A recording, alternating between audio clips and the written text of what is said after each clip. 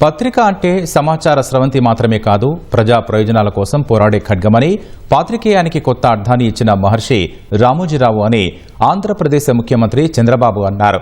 విలువలతో కూడిన నిష్పక్షపాత పాత్రికేయంతో సమాజంపై ఆయన వేసిన ముద్ర ఎన్నటికీ చెరిగిపోదని తెలిపారు. పద్మవిభూషణ్ రామోజీరావు ప్రథమ వర్ధంతిని పురస్కరించుకొని ఆ అక్షర యోధుడికి ఘన నివాళులర్పిస్తూ సామాజిక మాధ్యమం ఎక్స్లో పోస్టు పెట్టారు.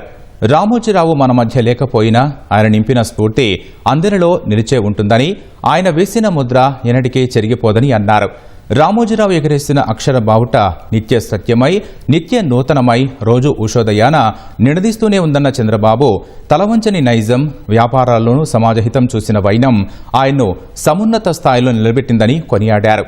అరాచక వ్యవస్థలపై ఈనాడు సంస్థల ద్వారా ఆయన చేసిన పోరాటాలు, ప్రజా సమస్యలపై ఆయన చేసిన యుద్ధాలు మీడియా రంగానికే తలమానికంగా నిలిచాయన్నారు. రామోజీ గ్రూపు అంటేనే విశ్వసనీయతకు నిలువెత్తు రూపమని, సమాజాన్ని అత్యంత ప్రభావితం, అనునిత్యం చైతన్యవంతం చేసిన ఆయన్ను స్మరించుకోవడం తెలుగు ప్రజలందరి బాధ్యతని చెప్పారు.